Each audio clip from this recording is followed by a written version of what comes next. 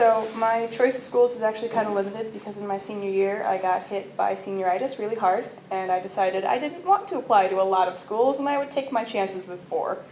Don't do that.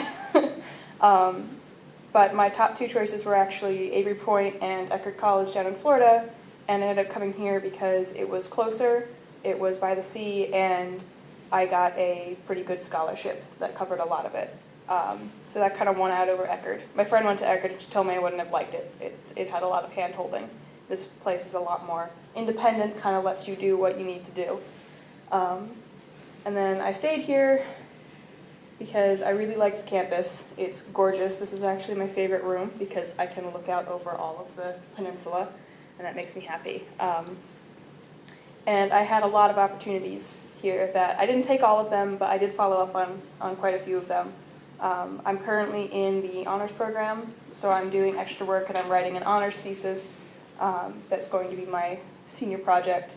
I'm working on nutrient ratios in snails that were exposed to predator cues, getting some interesting data that is not at all what I expected.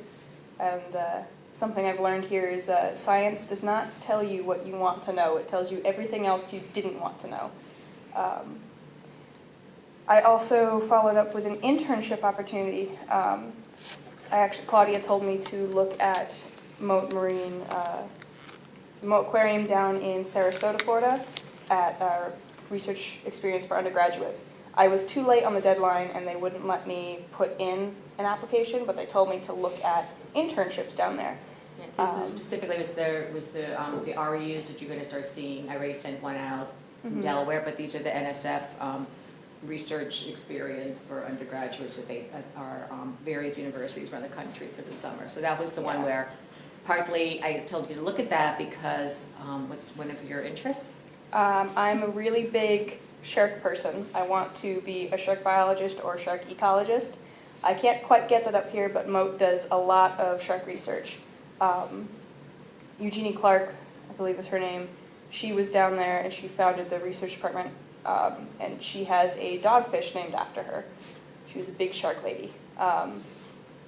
So unfortunately I couldn't do the REU, but looking into their internships down there, they had an elasmobranch husbandry internship.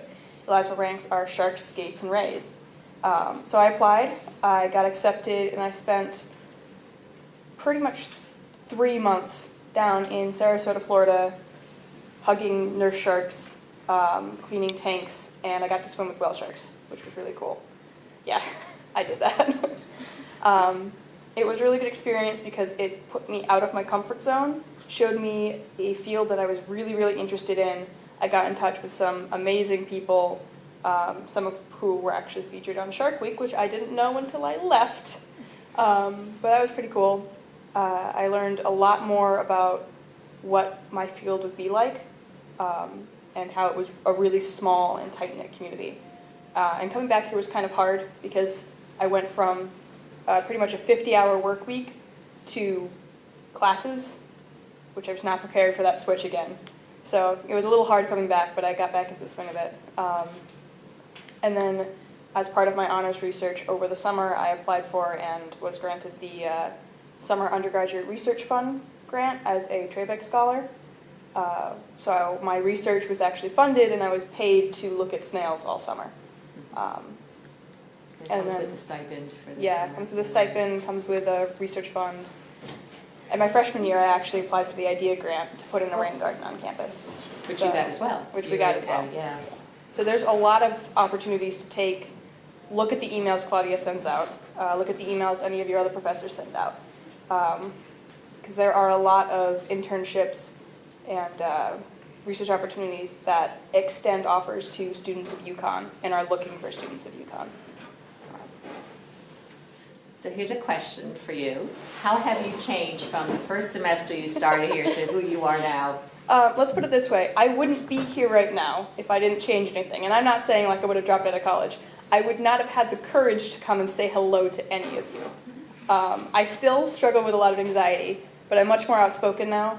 I'm much more willing to do things outside of my comfort zone, and it's because I've taken these opportunities, and a little bit of therapy along the way helped too.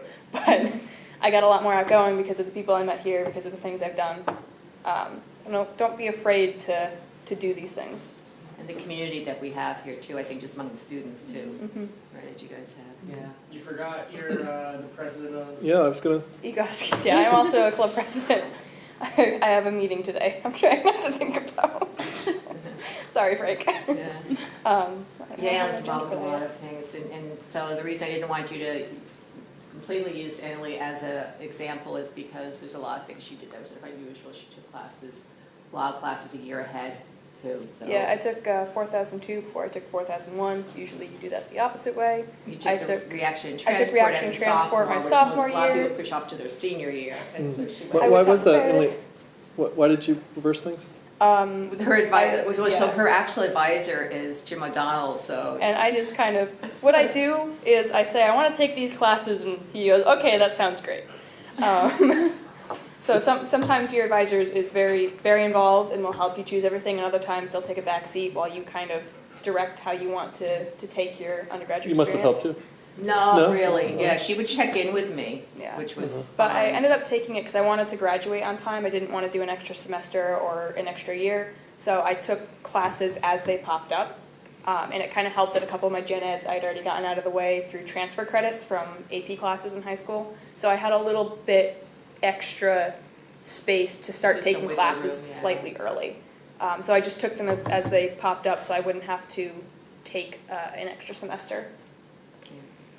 But anyway, that kind of shows too that there's a lot more flexibility in the program than you think. So there's that, and then Sarah's been much more direct. You know, the follow